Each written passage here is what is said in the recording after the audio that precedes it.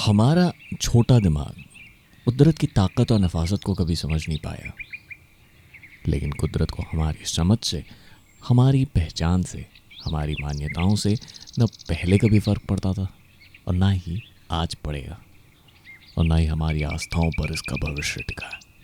ये जैसी चलती आ रही थी आगे भी ये वैसी ही चलती जाएगी, without me needing to understand everything. Since the dawn of the industrial revolution हमने कुदरत को बस एक रिसोर्स के नज़रिए से देखा है, a place to dispose of waste, often without considering its repercussions on human condition. हम आप ये नहीं सोच पा रहे कि हम इस कायनात से इस तरह रिलेटेड है। हमारा शरीर is a part and parcel of the universe and nature itself. In fact, we human beings are a replica of the universe. हमारा जो शरीर है वो एक ख़ास तरीके से डिज़ाइन किया गया है। आग, पानी, हवा, सूरज की रोशनी, मिट्टी, दरख्त, पहाड़, नदियाँ, अगर तुम इन एलिमेंट्स से इसे दूर ले जाओगे तो ज़ाहिर तौर पर इसमें ख़राबी आने लगेगी, इसका इकोसिस्टम बिगड़ने लगेगा, तुम कमज़ोर पड़ने लगोगे। हमारे दादा परदादाओं का इन तमाम अनासरों से गहरा ताल्लुक़ था। यही वजह है कि वो हमसे कहीं ज़्यादा फिट और ताकतवर थे। कभी अपने पापा से पंजा लड़ा के देखना, they could easily beat you at anything from arm wrestling to full on wrestling. वो तो कभी जिम नहीं गए। So why is that we, the modern 21st century men, are in such a sterile condition? कुदरत से हमारे बढ़ते फासलों की वजह से हम आज दुनिया की तारीख में मौजूद सबसे कमज़ोर नस्ल हैं, क्योंकि हम कुदरती तौर तरीके छोड़कर आर्टिफिशियल अदब कायदे अपनाने लगे हैं। we are extremely out of touch with our natural states. हमारी रोज़मर्रा की ज़िंदगी में हम कमज़ोर बनते जा रहे हैं, क्योंकि आजकल इतनी टेक्नोलॉजीज़ आ गई हैं, हमारे और कुदरत के दरमियान कई फासले बढ़ने लगे हैं। रोज़ एक ही वक्त पे उठो, वही अनकम्फर्टेबल कपड़े पहनो, ऑफिस जाओ, घंटों बैठे रहो इन मोस्ट अननेचुरल इन्वायरमेंट, जहाँ धूप नहीं, हवा नहीं, मिट्टी नहीं, वही काम, वही घटिया जॉब, वही घटिया लोग जिनकी शक्लें तुमको पसंद नहीं, वही रोज़मर्रा की बकवास बातें। और एक वक्त ऐसा आ जाता है कि तुम अपनी ज़िंदगी में इस बेहूदगी को नॉर्मलाइज करने लग जाते हो, अपनी ख्वाहिशों का गला घोट के मुखौटे के पीछे छुपने लग जाते हो, और इसी कश्मकश में तुम कुदरत से दूर होते जाते हो, क्योंकि इस दौरान तुम कभी अपने लिमिट्स को टेस्ट नहीं कर पाते, अपनी कैपेबिलिटीज़ को नहीं जान पाते।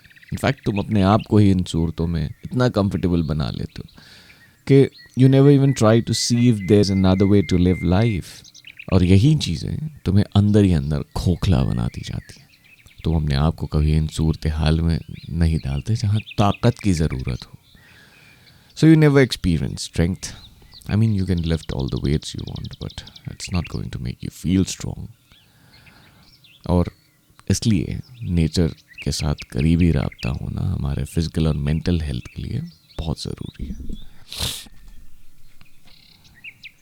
ह्यूमन बॉडी और यूनिवर्स के इस रिलेशन को संस्कृत में लोक पुरुष साम्य सिद्धांत कहते हैं। अब इससे कंफ्यूज मत होना कि ये तो महज एक फिलोसॉफिकल कॉन्सेप्ट है, वो तो है ही। भारतीय दर्शन में कई बार इंसान को ब्रह्मांड से, कुदरत से जोड़ा गया है। इस पर हम डेफिनेटली आने वाली वीडियोस पे बात करेंगे। There's an inextricable link between humans and the universe. लेकिन आयुर्वेद में भी it refers to the principle of balance and harmony between the individual, which is Purusha, and the universe, Loka. अब पुरुष जो टर्म है, इससे कंफ्यूज मत होना। यहाँ पुरुष का मतलब मर्द और औरत दोनों है। It signifies both male and female, encompassing all human beings. साम्य मतलब सिमिलैरिटीज़। कुदरत और इंसान के बीच में असंख्य सिमिलैरिटीज़ होती हैं। जिन एलिमेंट्स से ये बाहरी दुनिया बनी है, वही सेम एलिमेंट्स से हम भी बने हैं, और हमारे शरीर के अंदर जो है that exists outside in the world as well. It's within the environment, within the atmosphere, within the vast embrace of nature. हमारा शरीर इस कायनात का एक अक्स है, एक रिफ्लेक्शन है। ये शरीर खुद में एक ब्रह्मांड है। इसलिए इंसानियत को कुदरत के साथ एक पॉजिटिव रिलेशनशिप बनाकर रखने की ज़रूरत है। वैज्ञानिक तौर पर हम इन सिमिलैरिटीज़ को दो स्तरों में बांट सकते हैं। Anatomical similarity and functional similarity. Anatomical similarities से मेरा मतलब इंसान और कुदरत दोनों में पाए जाने वाले स्ट्रक्चरल रिजेम्बलेंस से है।